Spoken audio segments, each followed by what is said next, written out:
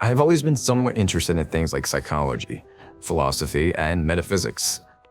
Started from a very early age, and my interest only grew with time as I researched more on the subjects of the afterlife, ghosts, spirits, demons, all that stuff. One concept I came across a year ago in a CreepyPasta was the creation of chalupas, beings created out of thought or belief. In layman terms, it's like creating an imaginary friend, but taking into consideration that this being was capable of sentient thought and emotions. This particularly interested me for one particular reason. Though my social life was okay, I had no girlfriend. Well, I had ex-girlfriends, but as the title implies, they either cheated on me or just broke up with me. All sorts of weird reasons were given, like we don't have anything in common, or that they found someone better looking or with more money than me. Who was I kidding anyway? I'm a loser.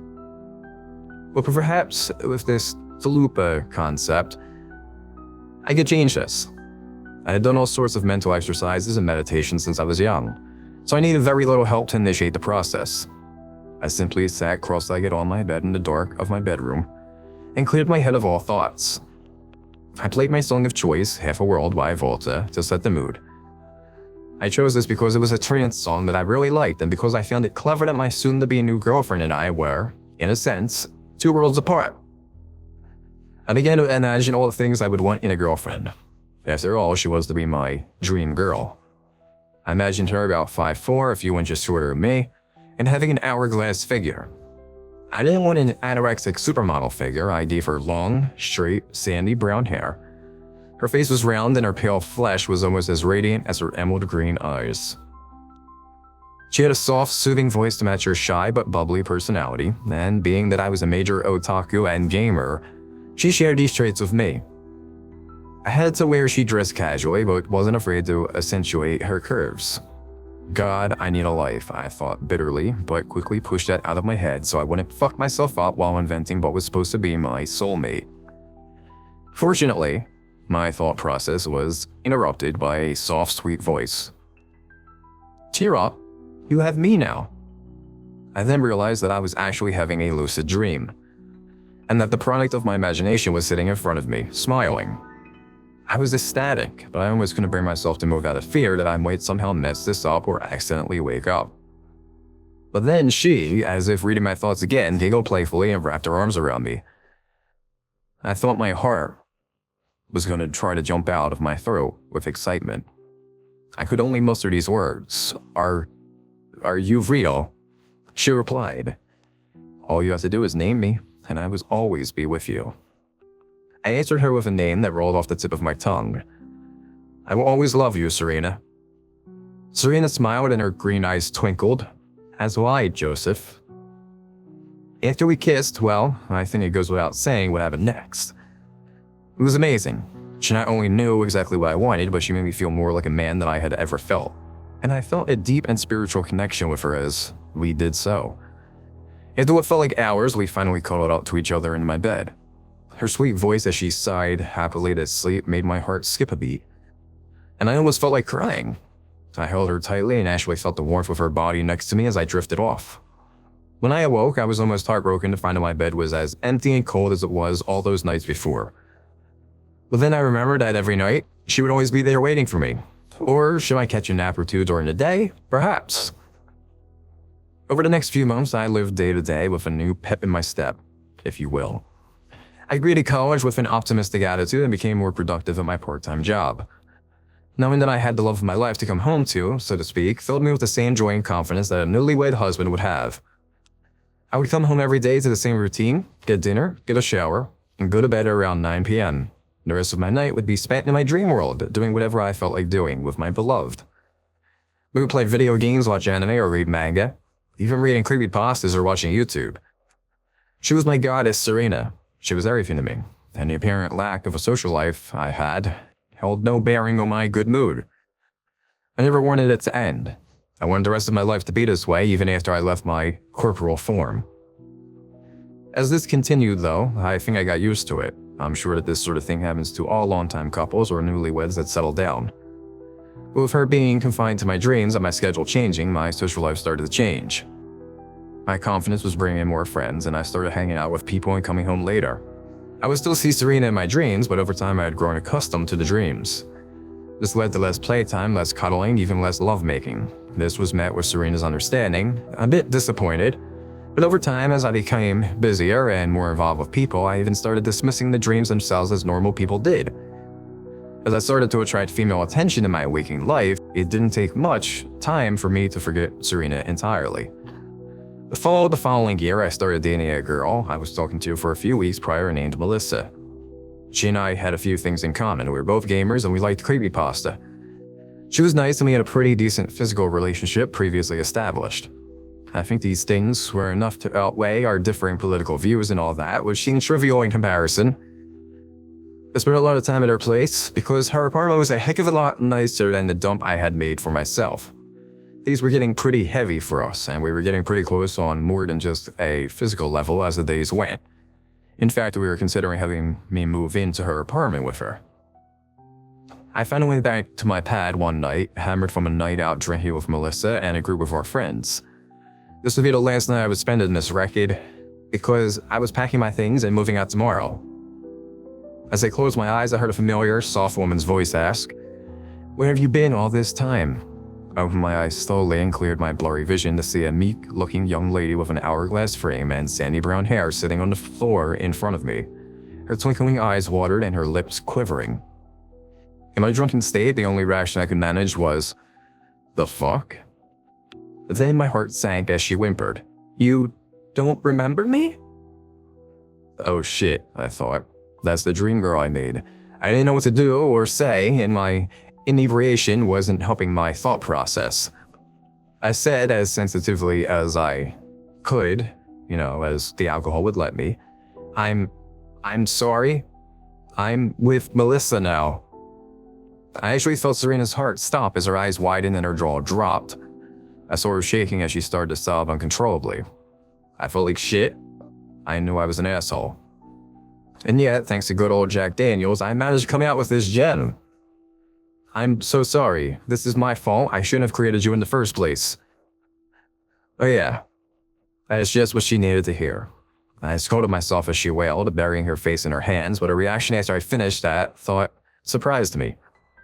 She looked at me, sniffling and wiping tears from her baby soft cheeks, and said, "It's okay. You're right. I don't blame you. I'll be going now. You're happy now and you don't need me." She managed a weak smile, which tore right through my chest to see, but I hugged her. I found myself tearing up as I said, "I'm sorry. I don't regret making you." She whispered, "It's okay. I'll move on. Be happy, okay?" "Okay, Serena," I said as I opened my eyes to find that it was Sunday morning and I was still dingy and hungover on my couch. I packed my things, which only took an hour, and moved it all into Melissa's place. The night before was kind of a blur to me, but certain parts stuck with me. Unfortunately, I wasn't sober enough to recall much more. Either way, it wasn't enough to distract me from the sense of completion I felt when all my games and clothes were moved in, as well as my gamer chair and laptop. Life was perfect now. Melissa and I celebrated by playing each other in games like Super Smash Bros. Brawl and watching silly fail videos on YouTube. Naturally, we consummated this found living situation and finally fell asleep in each other's arms in the wee hours of the morning. My dream that night was strange, to say the least. I entered my apartment and tried to flick on the light switch. For some reason, no light came on. This didn't faze me much, given how run down the place was. The power was probably out. I walked in with my keychain flashlight and was mildly surprised to see that the apartment lay completely bare. The living room had nothing in it, the kitchen was empty, hell, even the bathroom was vacant. It then hit me. What am I doing here? I don't live here anymore. I stood there feeling like I was a character in The Sims who had just had their action cancelled, and I heard something coming from an empty bedroom which I hadn't gone into yet. It was a soft female voice crying quietly.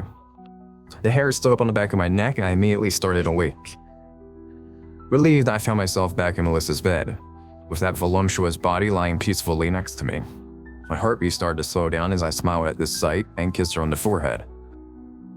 Though, as I closed my eyes, I heard the crying in my head again. I tried to shake it off as a lingering afterthought as I dozed off. This dream became a recurring nightmare. As it became more prevalent, I started to lose sleep.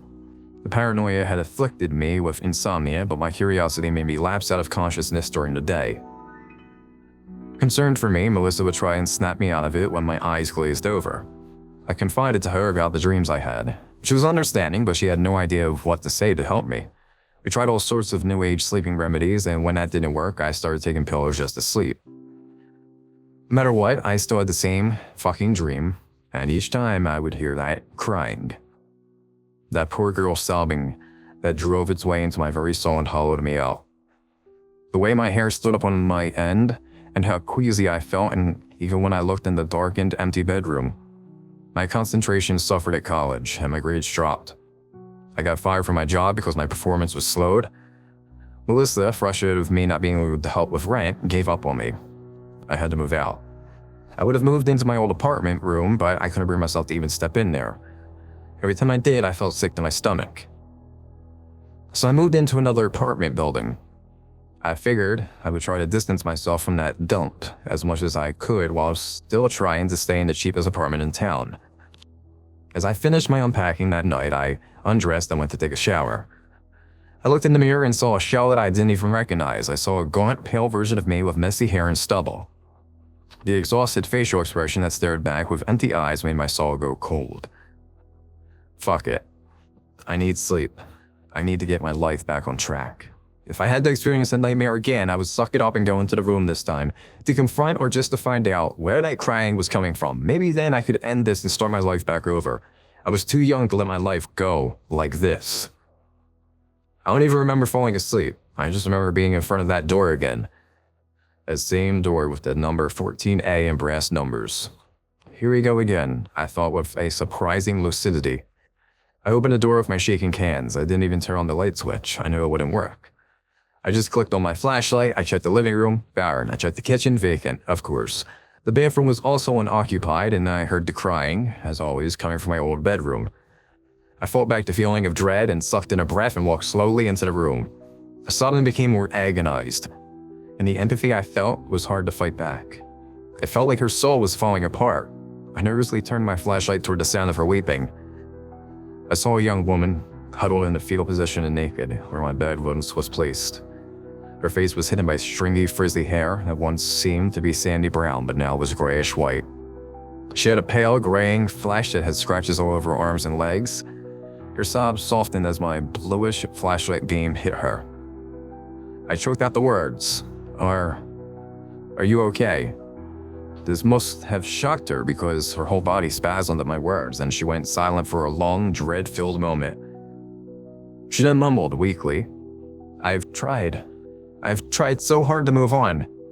I fought back a tear and gulped as I asked her, What do you mean? She sobbed and moaned, You were better off without me. I've tried so hard to die. She began to convulse as her tears stopped. Then she stood up and I could see her emaciated, quivering body had a hole in her chest that seemed as if she had ripped it open herself. She was gripping her own heart in her hand, black as coal and withered, but still beating, slowly. Then, with a jolt, she snapped her face up to look at me. I saw her gray, taut skin with sunken, clouded eyes that leaked thick, bloody tears. In that instant, she shrieked at me with a pitch that made my entire soul wretched. But I can't.